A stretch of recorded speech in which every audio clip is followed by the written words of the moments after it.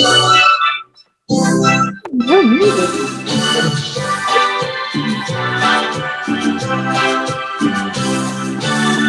We're live. Good morning, everyone. Good morning. Buenos dias. Buenos dias. Yes. Wow, we hadn't heard that intro in a while. You know what? It's great to. That went Maybe buenos that's what's dias, had you and so I turn around, bitter-pated. all I see is my tequila bottle next to me. Oh, I know. Well, hey, listen, well, we'll talk about it here in a second. Good morning. Good morning, everyone. Welcome to Coffee and Pan Dulce. I'm Christian Cano, one of your co-hosts. I'm sorry, Coffee and Pan Dulce. If anybody watched the show a couple of weeks ago, we got a complaint. Welcome, everyone. Welcome for those who are joining us on Facebook Live, also those who join us on YouTube, but also those who listen to us now on our audio podcast platforms like iHeartRadio, Apple, Spotify, Google, all the other fancy ones you use, All whatever you platforms. use. That's right. Even That's the all Oscar platforms. Grammys. That's right. I didn't even hear what she said, but it sounded funny. So, well, with that said, let's get the show started. It's great to have a full house. We're going to go around the Brady Bunch screen, introduce yourself and any imaginary button or any calls you have, and we will start on the Brady Bunch screen. Jenny, Nancy, Barb, and Mama Ruth. So there we go. Hello, good morning, and I'm Jenny-Jaymes Gunn, a local LGBT activist and advocate, or whatever you want to call me. I'm involved and a board member of the National Organization for Women Charlotte chapter, and I was the first elected transgender woman elected to their board in their almost 50-year history here locally. Now, nationally, different story. But anyway, do a lot of local work, and we try to move the bar as best we can, and Charlotte Pride as well. Nancy? Hi. Good morning, rather. I'm Nancy Wiggins. I'm a local person. I wasn't born here, but I was reared here, Charlotte Mecklenburg Schools. I was one of the first students to walk through the doors of Cotswold Elementary, and I graduated from Myers Park High School. But in addition to that, today, it should be noted that I am a Democratic candidate for the office of City Council District 6. And I hope that I'll win because I think we need some decent representation of someone who will respond to you when you ask a call or ask a question. Secondly, I think it's important to know that I have served 12 years on the Charlotte Mecklenburg Planning Commission and the Board of County Commissioners because I've done additional service to the community on boards and things. Inducted me into the Order of the Hornet in 2020, and I'm thrilled to death to be here. Thank you. Hey, good morning. I'm Barb Bacon, and I'm a community advocate here in South Charlotte. And my button of the week is, believe it or not, you guys, healthcare for all. And my secondary button is, let's stop gun violence. Mama Ruth. Good morning, everyone. I'm happy and glad to be back here. My name is Ruth Perez. Everybody here on the show calls me Mama Ruth, and that's been my nickname for the longest. I've been Coffee and Pan Dulce since we first started. That's right. Advocate. I consider myself now a Charlotte, not a Charlotte native, but I've been a Charlottean for the past 25 years, going on 26 years. My imaginary buttons, I got a couple of them, like we all do. The right moments. Go, Jenny. I don't support gun violence. We need to do something about it. There's something that a lot of our communities don't realize, and especially our candidates running for office, that we as Latinos are no longer minority. We are becoming majority, and we have a voice, our rights. So that's another button that I'm putting up out there. And of course, Medicare for all. So That's only 4 of the many that I have, you know, violent, but sometimes you gotta get the box and show respect or claim. But Chris, Okay, yeah, sorry, Mama Ruth, you were kind of going in and out. Yes, and I'm Christian Cano, your other co-host. My buttons are Medicare for all, healthcare for all. This week, I believe, we're actually in Charlotte, by the way. Those who watch us around the country, California and Florida are 2 top states that watch us, and North Carolina is number 3, actually. So those who watch us, my buttons are Medicare for all, Moms in Action, gun sense legislation, and in my heart, Black Lives Matter on behalf of Joe Oldham, who was a guest of ours for a while before he passed away last year. I also just want to let you know that those who is joining us, but they'll be leaving us during the show so we can see everyone else bigger on your screens. And if you're listening to us, St. Bernie is still here. He's over there in the corner with his candles, his rosary, and his Made in Immigrant Hands bumper sticker. And then, of course, baby Trump Pinata is still there with a mask on his face with a Biden-Harris sticker, and then a Moms in Action. They'll be leaving us so that way we can see everyone's lovely faces as well. So before we go into our current events, I do have to say this. Salute this morning. Salute to your neighbor, whatever you're drinking this morning. I am drinking coffee. And we want to thank our Pandusis sponsor and supplier, which I messed up last show. So Manolo's Bakery here on Central Avenue in Charlotte, North Carolina. Manolo's Bakery, please visit your small black and brown small businesses or any small business during this global pandemic. Always buy local, buy local. So I do want to let you know that this is the latest batch from Manolo's Bakery. Picked it up today, and he's known for his donuts, and these donuts have the Ukrainian flag colors on them. And so I can't wait to eat one of those, even though I am on a plant-based diet. I'm sure there's plants in that somehow. So now, all right, I got all that covered. So we're going to talk about our current events. And so before we talk, 3 topics very, very quickly. And Jenny, you have something you want to say, or were those conchas or donuts? Those are donuts. He did have the Ukrainian conchas, but he sold out. He said he made like 200 of them and they sold out like that day that he posted that. So go ahead, Jen. I'm sorry. Oh, do you want me to do the announcement? Yes. First? Yes. Okay. Sorry. So we do have a special guest on it, that hasn't been on. Have you been on before, Nancy? Yes, I have. Okay. And she has an announcement that she wants to do. So in the greater Charlotte area, we do have a primary coming up on May 17th, and we have Nancy on to tell us why she is actually on.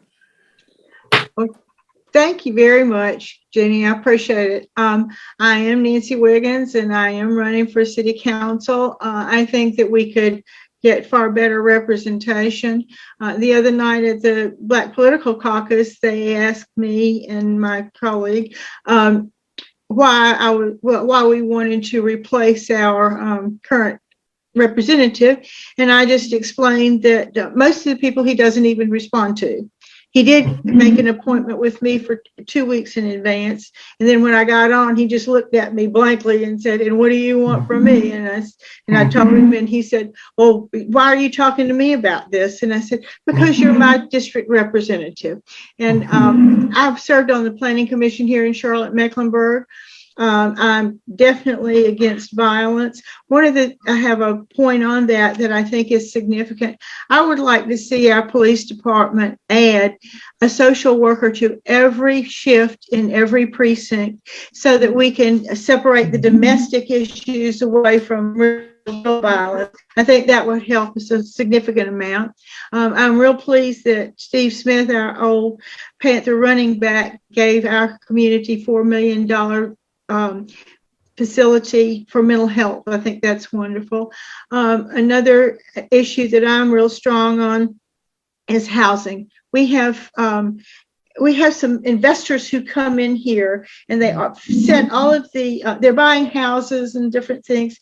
They're setting artificially high rents that people can't afford to pay, but they can't afford. So it's gotten we don't have the incomes to sustain the rents that are coming from outside.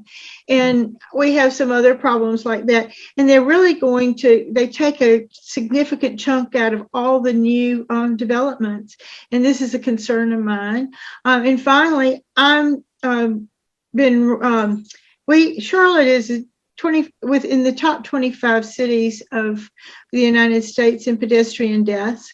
And I instigated that our planning commission use Vision Zero as one of their cornerstones in looking at new planning. And Vision Zero has now been adopted across the United States to help us create better infrastructure to save lives from pedestrian deaths. And I think there was one other thing. The other thing is I'm a real proponent of mass transit. And I worked very hard on the first time we had mass transit, and I've done a lot on the UDO and stuff with that this year. And one quick note, in Charlotte, for your people who are outside of Charlotte, Charlotte is the only city between Washington, D.C. and Atlanta, Georgia, that has had light rail, and we have had it for a good while.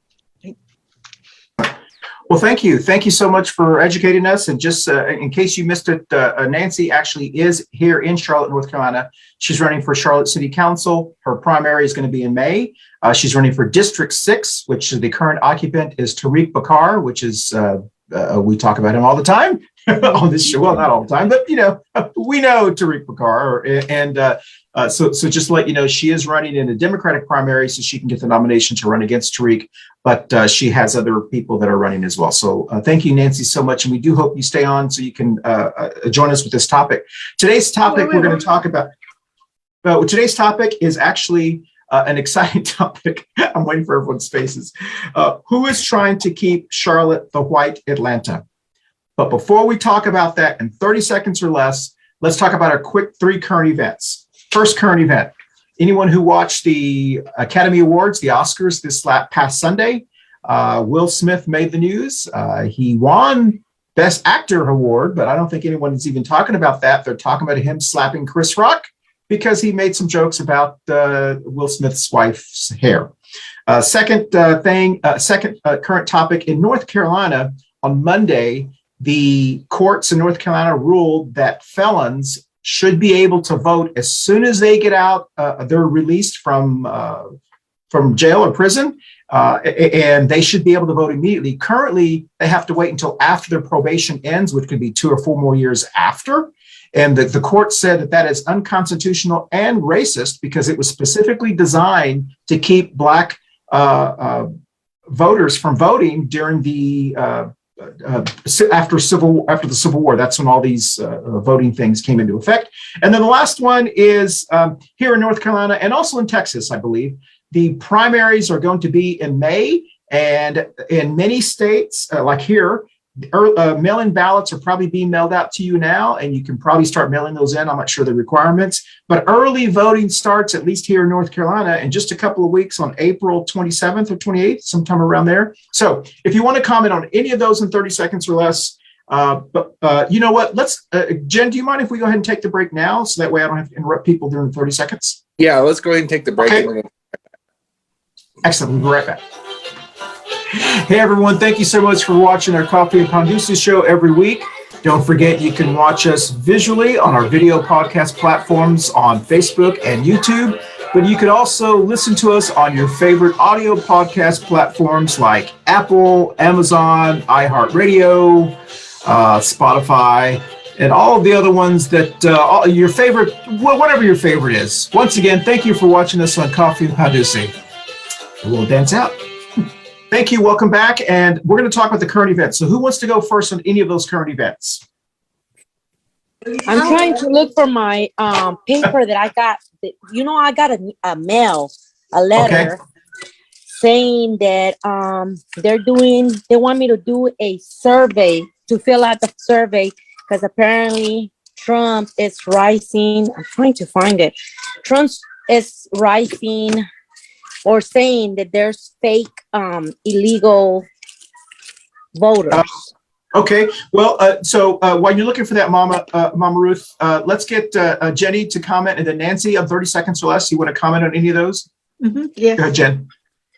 I guess the slap heard around the world, to me, shows the toxicity levels of not only masculine attitudes and male attitudes in our country, but it's also shameful that one person, he felt it incumbent to punch down on a guest and honored person and also comment about anything about our body. Like, can we just cancel men saying anything about women or feminine bodies? Like, if you don't have anything nice to say, Don't say shut the anything. F. Just keep on walking before I give you a slap. Yeah. Anyway, Exactly. second of all, the old Southern tradition of taking people off voter rolls, especially formerly incarcerated, is just ridiculous. It's so outdated. I mean, like, I can't even believe we're still talking about this kind of stuff in the 21st century in 2022. I mean, wow. That's all I can say. It's just a citizen above 18 should never ever lose their eligibility for vote, and they should be able to be automatically registered as soon as you turn 18. That if it's a real right, you should be able to take it away. Exactly. Like, there shouldn't be debate. And the third one, early voting. Early voting. If you're registered and eligible, then early voting starts the week of April 28th and runs through mid-May. In North Carolina. And North Carolina. And you'll have to check your local area to figure out. Sure. Because voting's been a little weird here because of the late census. And then of course voting day. If you want to do it in person on the day of, it's May 17th here in North Carolina. Excellent. And Nancy, you want to comment into those in 30 seconds or less? I want to talk about the voting. I registered I filed for office on December the 8th because normally our primary would be next week, or would be this week, actually, tomorrow, I think. They had a stay, and we did the lines on some places, and quite frankly, if I was running, we should have had our city election in November of 21. So the people who are going to be elected in the end of July are going to only serve for 14 months instead of 2 years. And I think that, and it's all because the census was all messed up. Sure. Okay. Do you want to comment on the Will Smith slap, or do you want to pass on that? Yes. I would like to do that. Actually. Okay. Very quickly. I'm sorry that. Well, one thing I think, at least here in the South, if you hit somebody with an open hand, like he hit Mr. Rock, that is a sign not of violence, but of attention getting, is what we used to call it. It's to make a statement that you don't say things like that. And I'm really tired of people making fun of people who have certain conditions that they have no control over. It's just disgusting. Okay.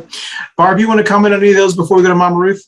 I didn't watch the awards, so I don't have a comment, but I would think those two would get along, so I guess I'm surprised. But early voting, I will be voting.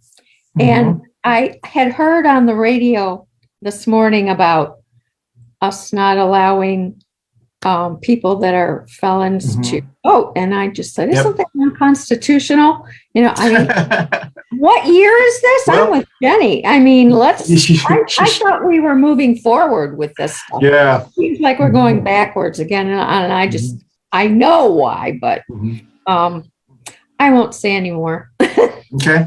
I'm way too vocal on that issue. Oh, so I should be.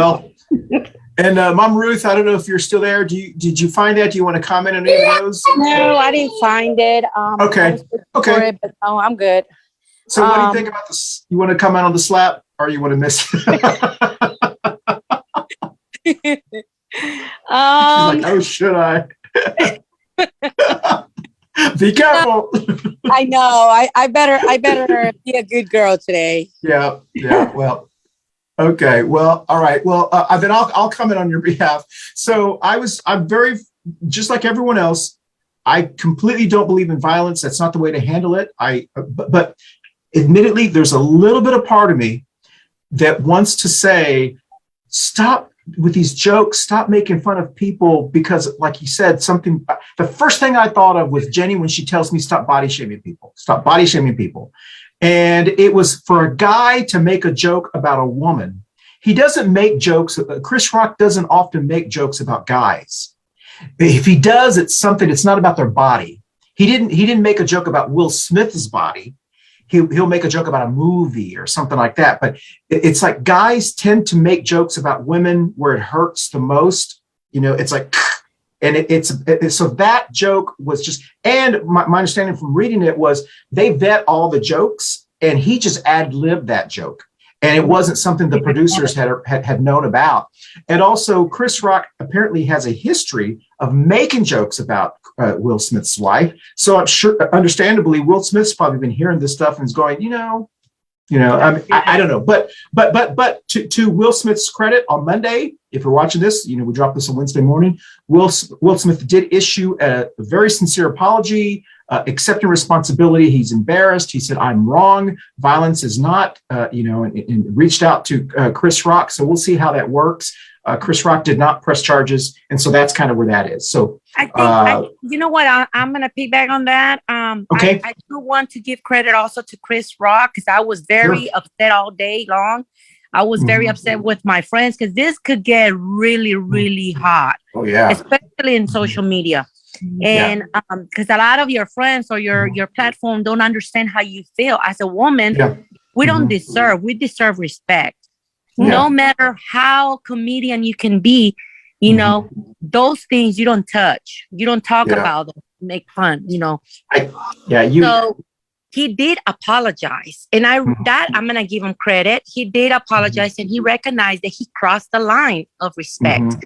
And that's what I really wanted to hear, because that's what the key is, respect. You respect me, I respect you. It doesn't matter. It's not about titles. It's not about who, what you're doing, who won, who didn't. It's about how we can learn how to respect. We might not agree of certain things, but we are agreeing to disagree and respect each other. So I will say, and I'm only going to say this because it's just funny. It's coming through my mind. The best way to handle this would have been, I would think, for Will Smith to have accepted it, won the award, then maybe made a joke back at Chris Rock, and then maybe at an after party said, listen, man, you need to stop making fun. But that's not how it works. I don't know how all that works. So let's go to our topic. Our topic is, who is trying to keep Charlotte the White Atlanta? Two reasons why I wanted to talk about this topic. I've been wanting to talk about this topic since I moved to Charlotte almost 19 years ago. And I used to live in Atlanta. The reason I wanted to talk about this was because I was listening to during the city council, Charlotte City Council debates, meetings about the 2020, what was the 2020 vision plan? What was that called? It was something that they had to. It's 2040. 2040. Okay, so if you remember, they didn't want to pass the non-discrimination ordinance until that was taken care of. And so that went on all until July or so, or was it June or July? And I think the mayor's just says that, we want to address this first and then we'll address that, because apparently they can't do two things at once. So during that conversation, they were talking about what we're going to do here in Charlotte. Tariq Bakar, who we mentioned his name, Lady Tariq, said during that debate, he said something about one of the zoning things about building something. One of the things he was really, really against. And he said, we don't want to be like Atlanta. That is the one part that people hate about Atlanta. It was code for, and those of us who live in South Charlotte know what that was. It was code for, we don't want to get black like Atlanta.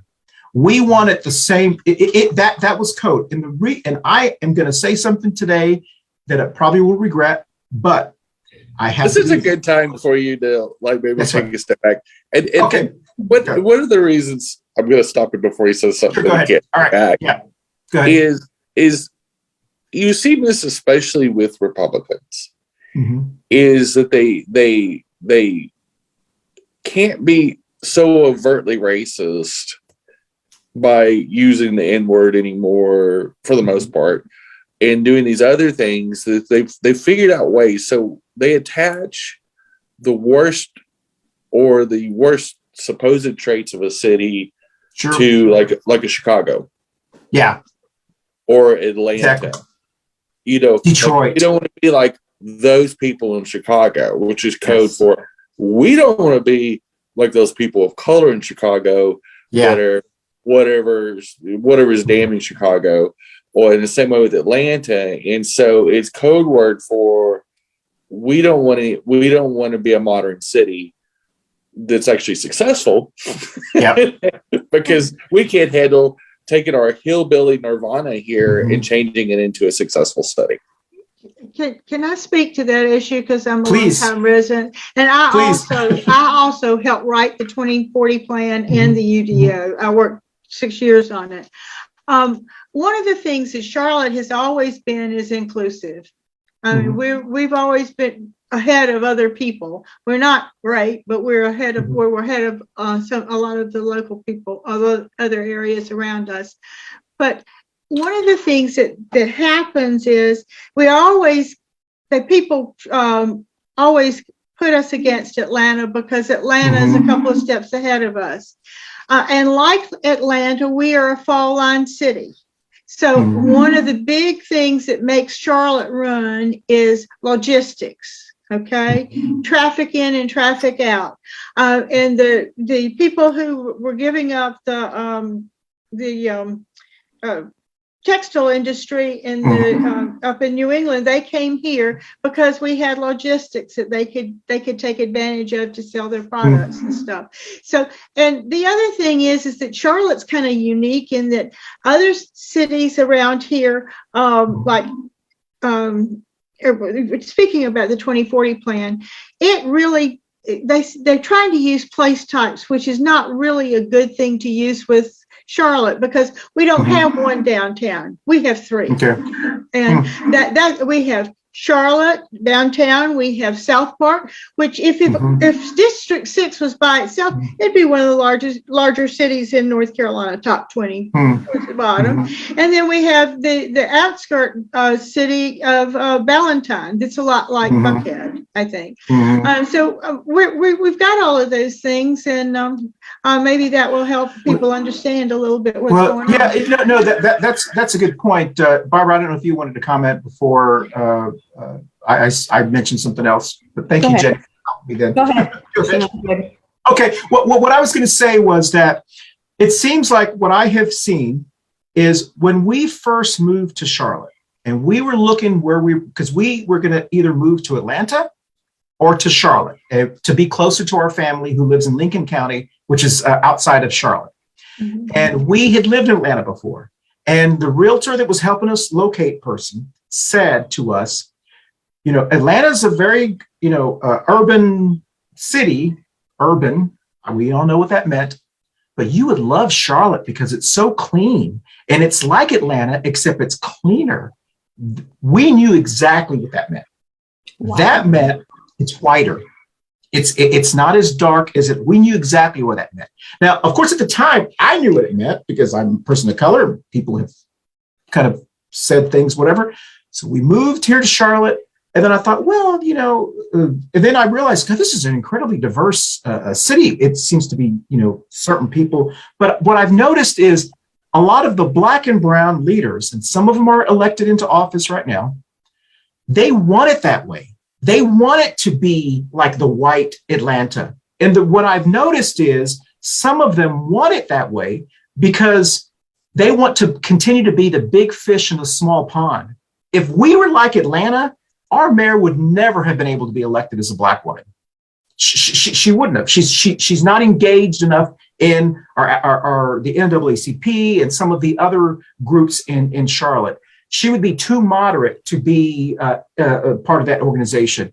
But in Charlotte, she is a big deal because she's not engaged. She appeals more to the white Charlotte than she does to the Black Charlotte. And and I've looked at some of the city council members, Smudgy, who was on the city council, he was more concerned about the white developers than he was about the Black and brown communities. And we have some other people on our city council who are that way as well.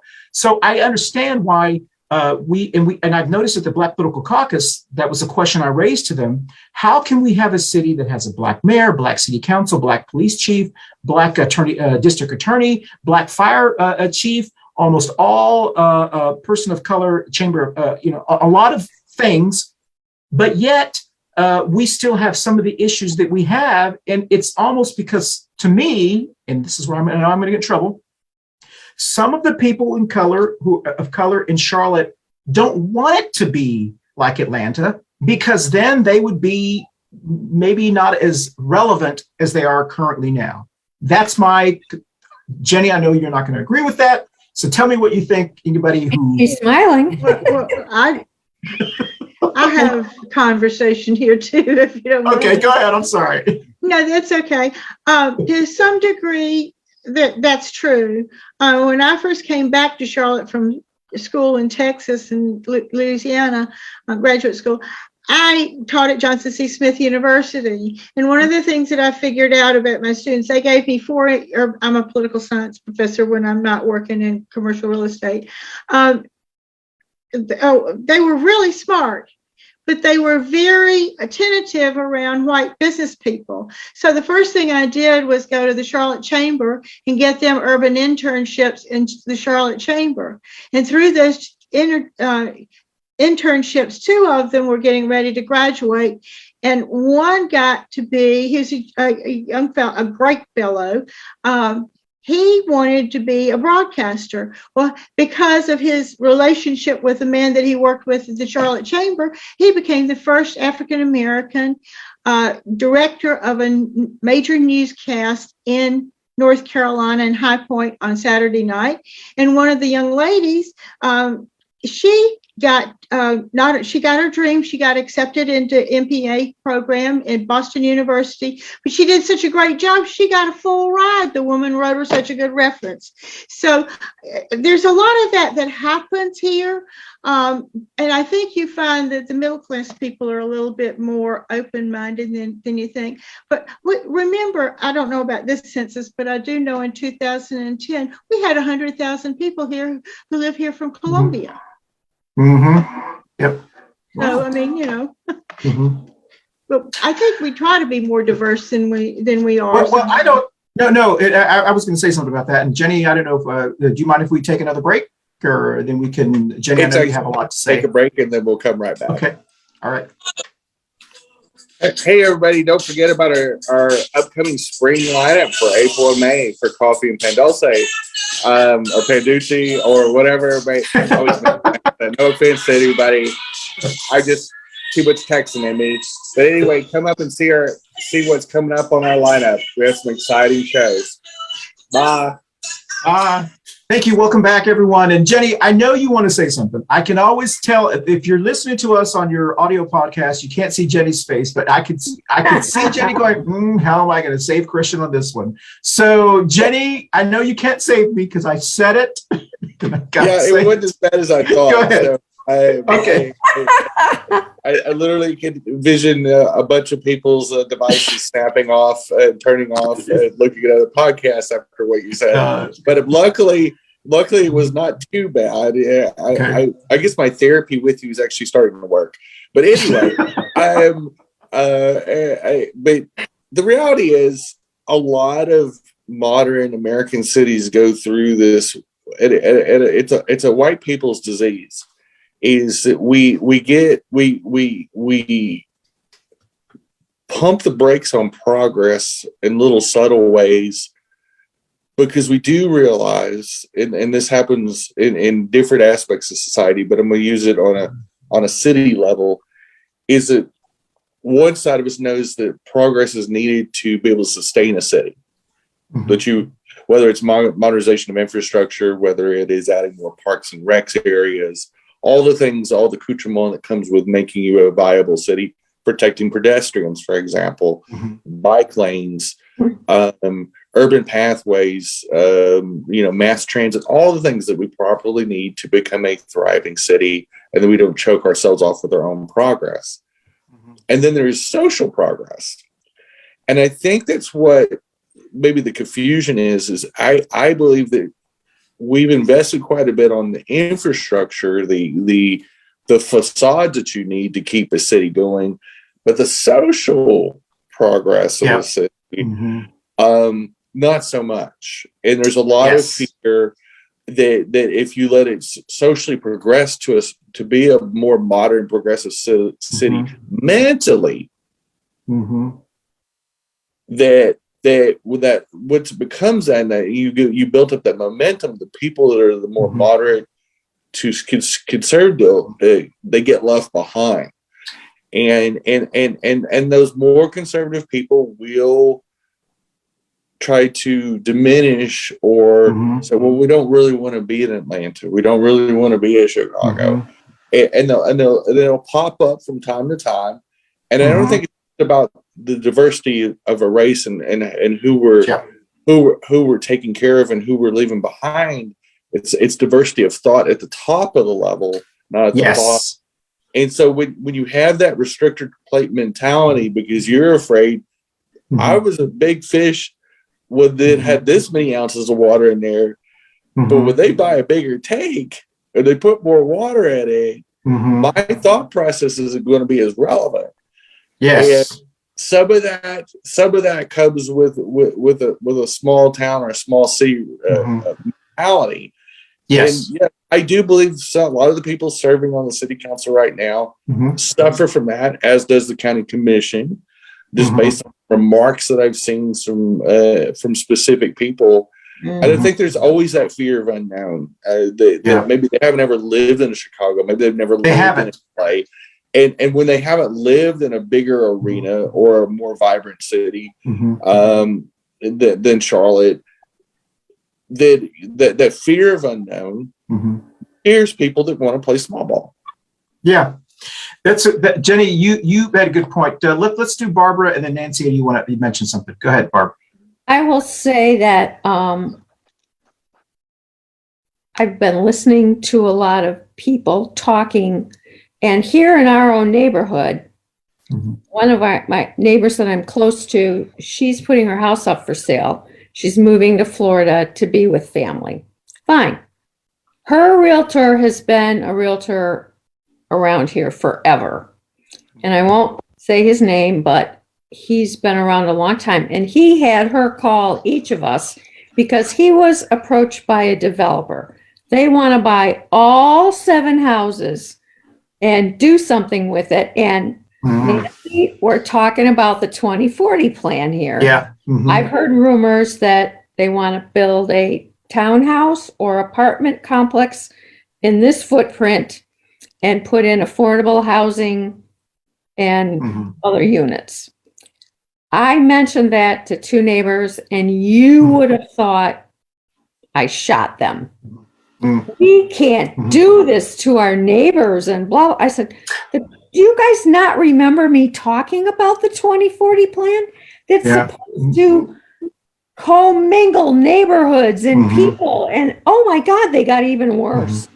And I'm like, okay, I forget where I am again. I should just shut up and stop talking about it, because since we've been so sheltered because of the pandemic, we don't talk anymore. So when you do talk, you make yourself a moving target for your audience. And I think 2 years ago, if we would have had the get-togethers that we had, everybody would have been not so surprised by my comments, because they would have known what I was talking about. Nobody even knew what the 2040 plan was anymore, nor did they care. And unless they offered us $1 million, we're not selling our houses anyway. Where would we go? There's no houses to buy. Exactly.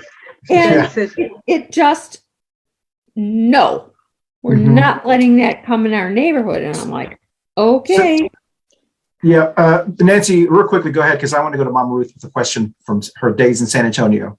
Okay. Well, I have a couple of comments about what you were saying. One of the things that when we were putting together the 2040 plan, we are going to become a more dense community, okay? And one of the biggest problems we have as far as safety is concerned is we were built on a suburban model, which means cul-de-sacs are all over the place.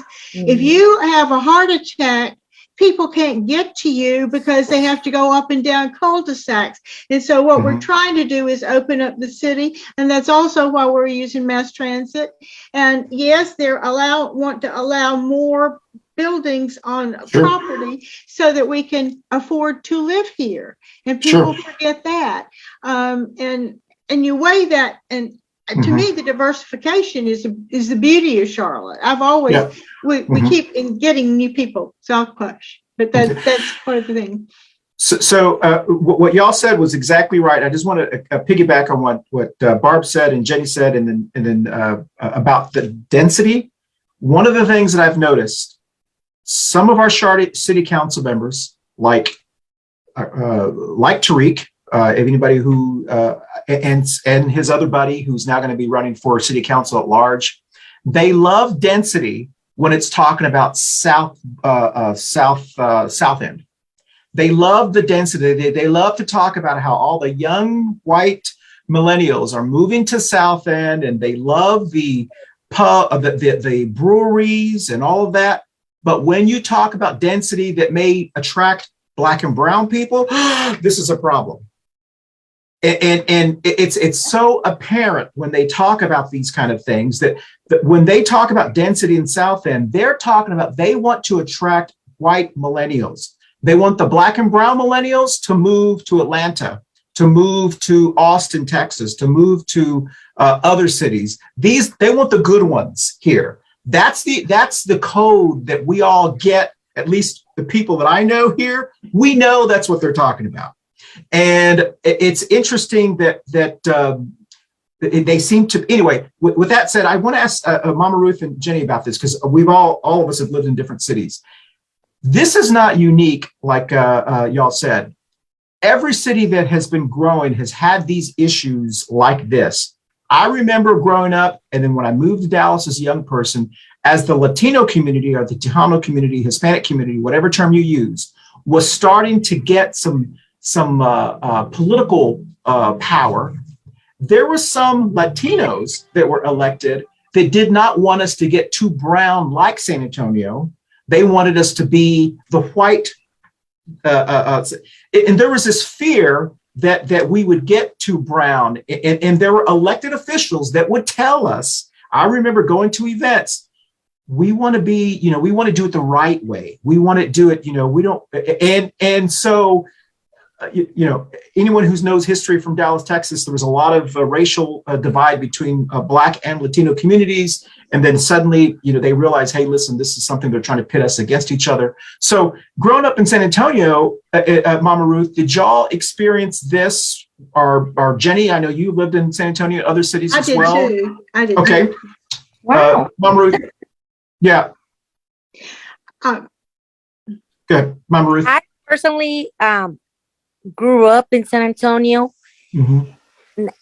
The diversity in San Antonio, Texas was so dominated by our Latinos that, I don't think people that would try to make that change into keeping us down at that moment was not valid at all, but now seeing it from this side of town, that I, 3-4 years ago, where we learned about, some of our so-called Latino color trying to make that change, making us be something that we're not, and trying to kind of put us in the dark. That's the way I see it.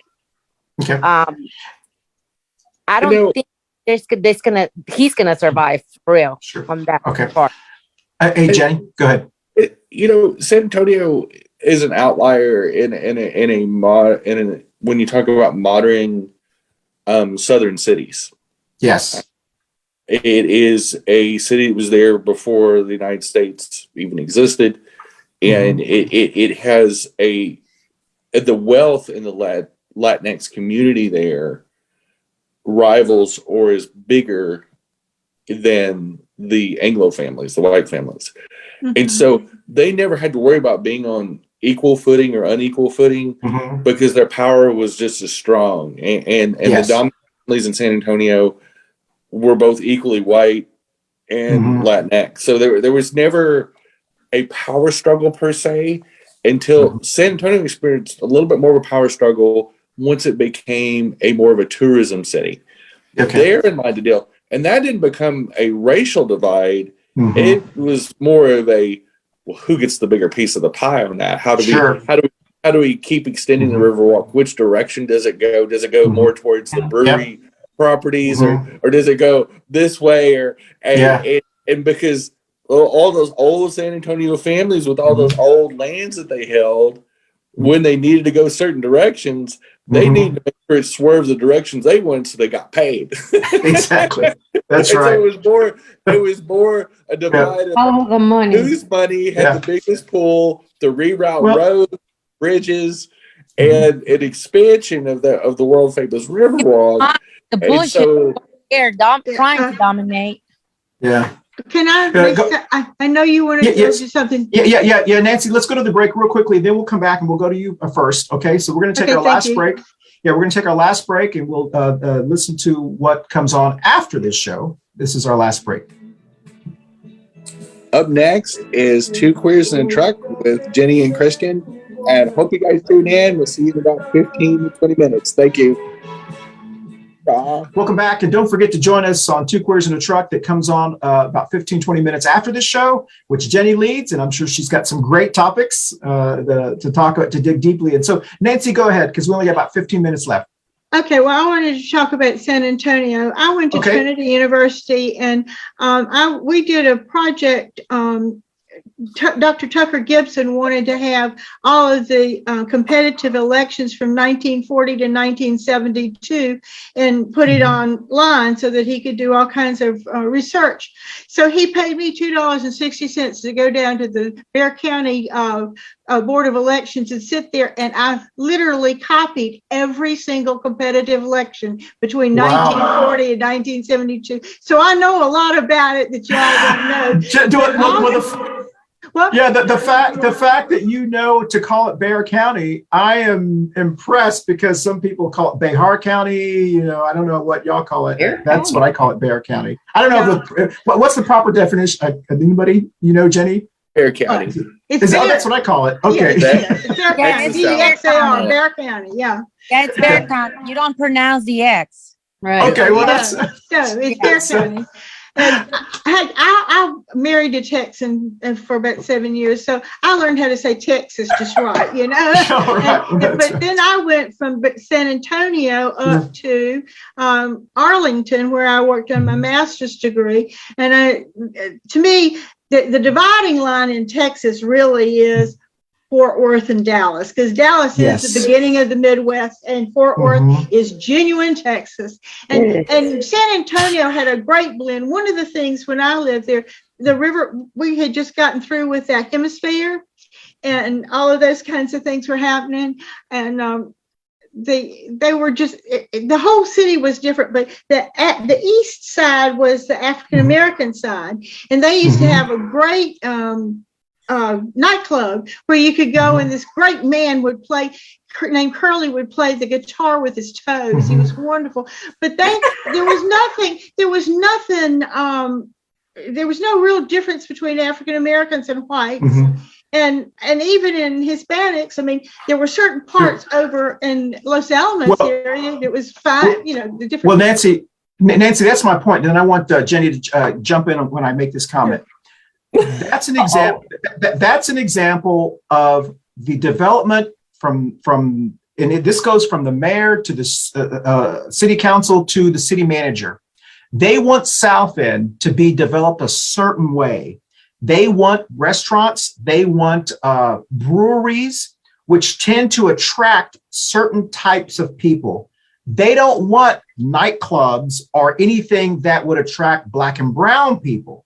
So there's a very specific type. They don't want gay bars on South End. They don't want dancing places that would attract more younger, blacker, browner type of individuals. They want a certain type of, they want those somewhere else.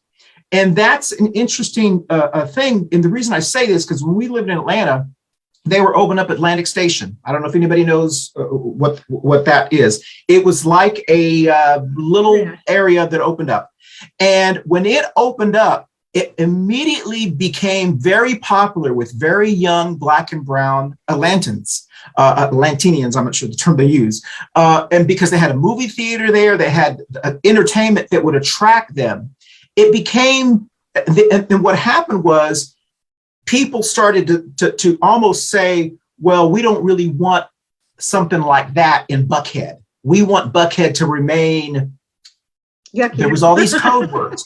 And that's what I'm seeing here in you don't see the mayor saying, I really want to, we're the second fastest growing city with millennials, second to Austin, Texas.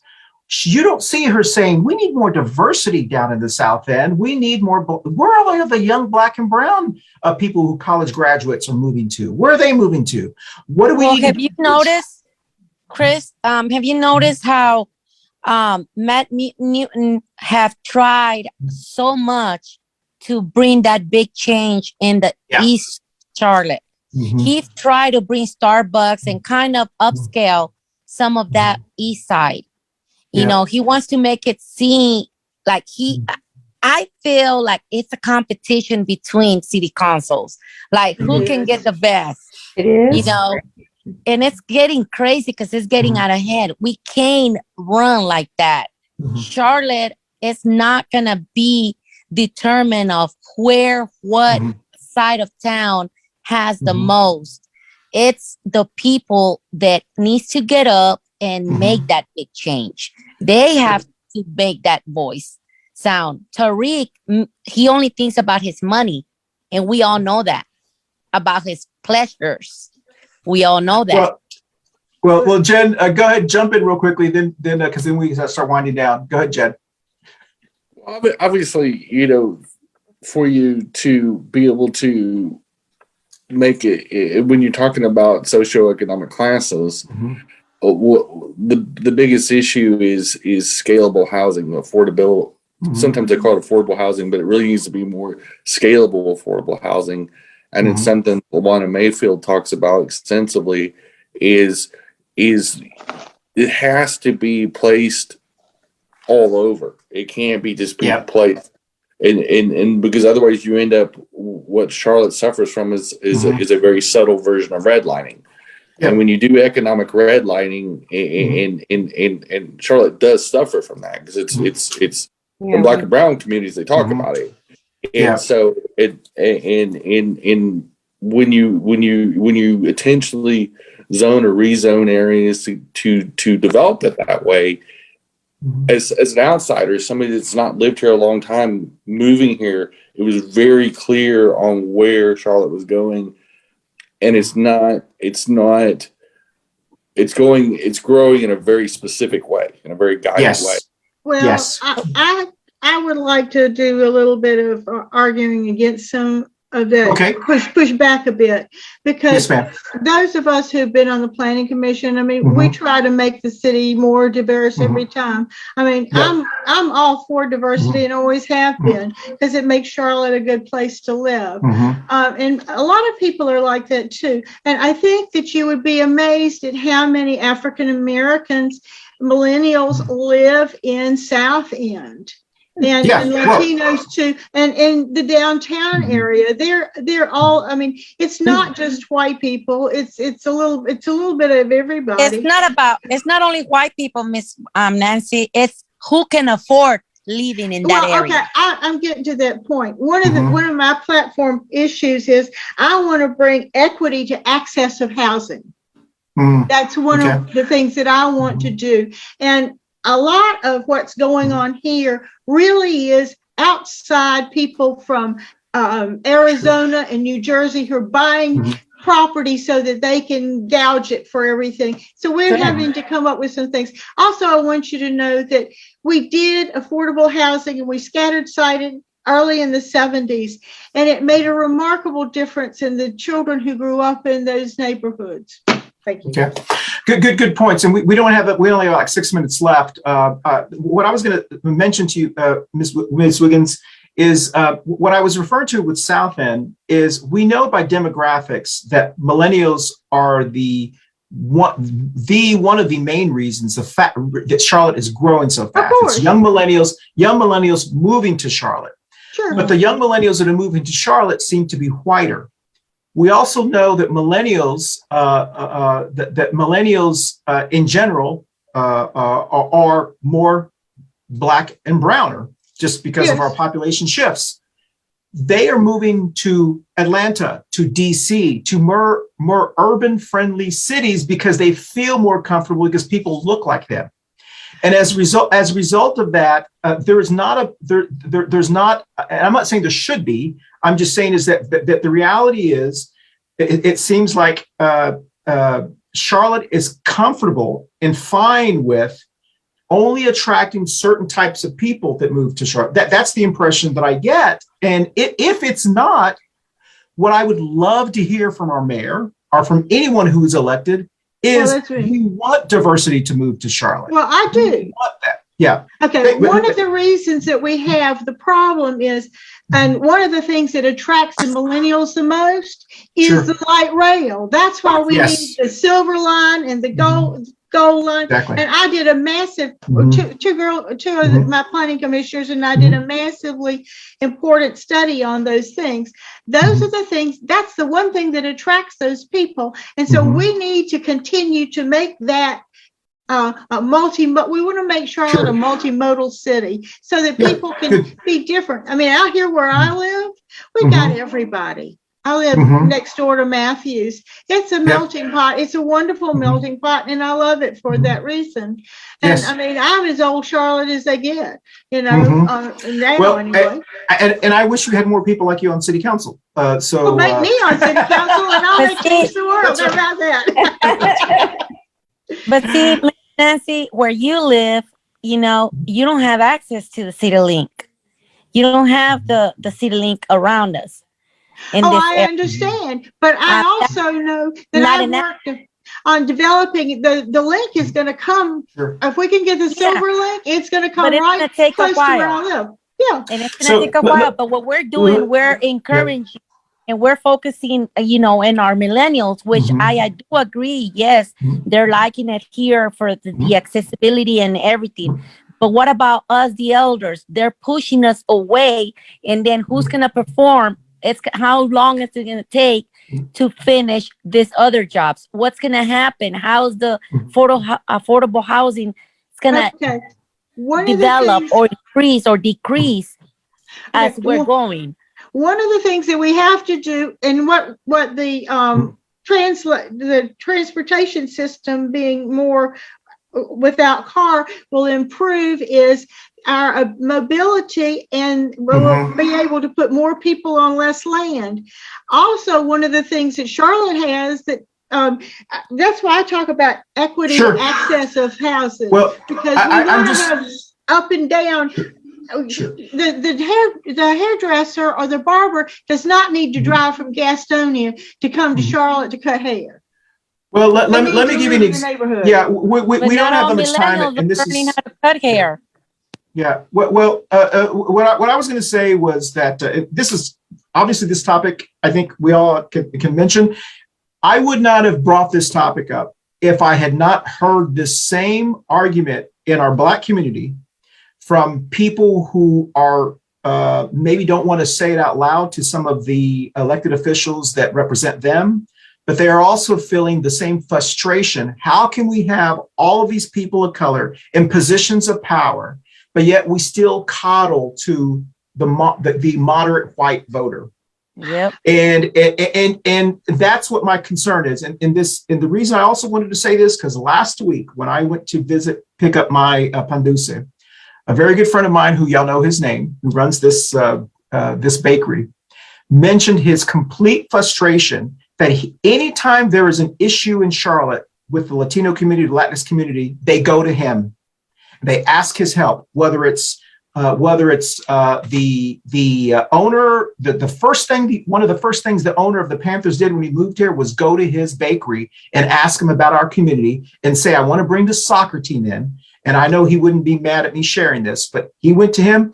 This person showed him around East Charlotte, showed him around Eastland Mall, the former Eastland Mall area. This person said, the owner of the Panthers said to him, well, we need people like you as vendors so we can get diversity in the Panthers. We need people like you sorry about that. We need people like you. And then when they started the soccer, they didn't invite him to be a vendor. They only have, there's not a lot of diversities in vendors. Our airport is supposed to have 25% minority owned vendors there. There's only, it's only about 3% minority owned vendors, and it's all one family. And there's no push from our own mayor here just to abide by federal law. There's no push. When you ask her these questions, she says, I have to represent everybody.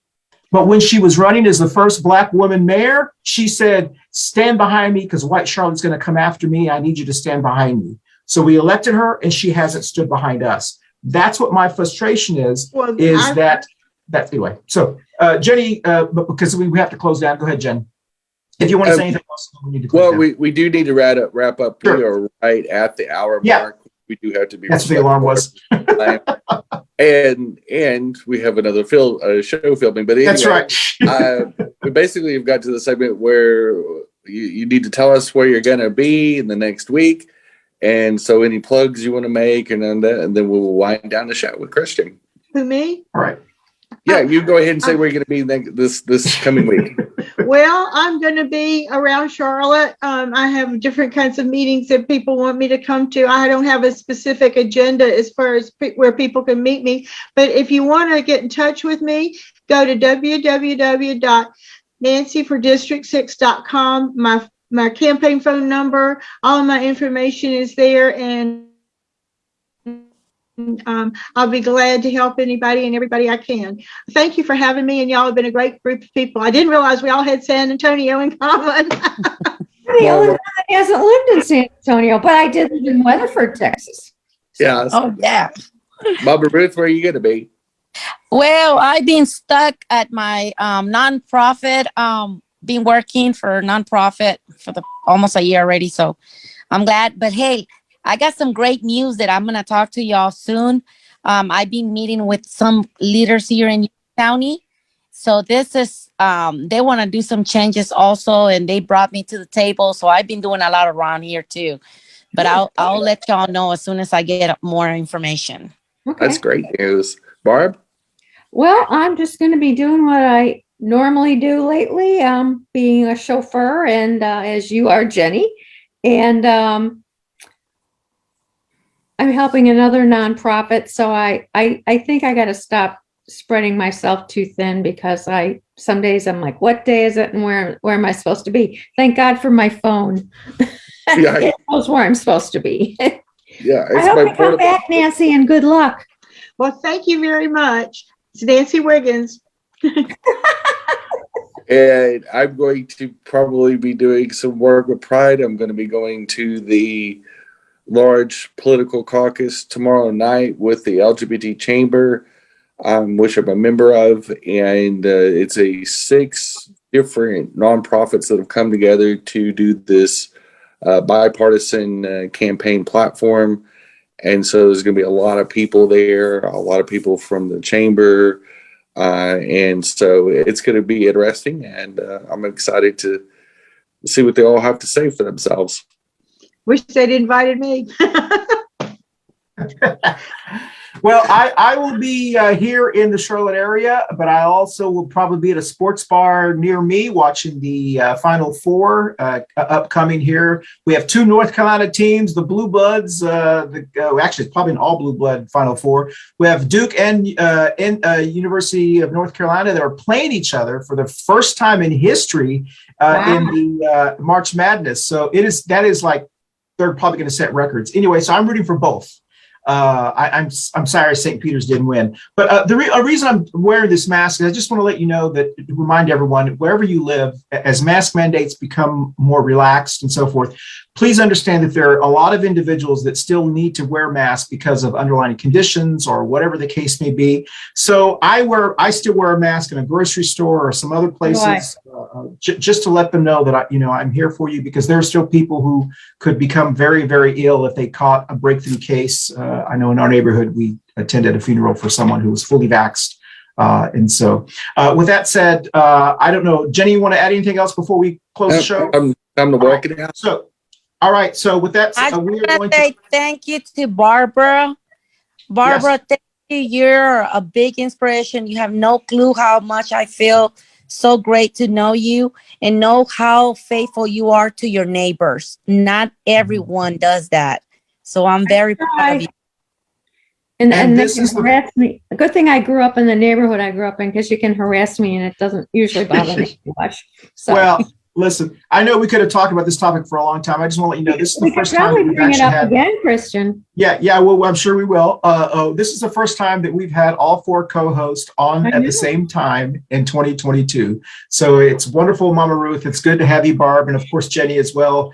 And so it's great to have y'all. And thank you, Miss Wiggins, for joining us, and good luck on your primary. We're gonna dance out and then we'll end the show. If you're on, stay on so we can do a brief promo. Here we go. Let's see if this works. Bye, y'all.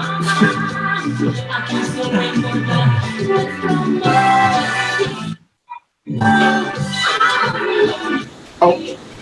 Hey, thanks for watching, everybody. We appreciate y'all. Without the viewers, we wouldn't have a show. So enjoy your week and enjoy. Have a good one. Bye, y'all. Next up, thanks for watching Coffee and Pan Dulce. Next up is 2 Queers in a Truck. Stay tuned.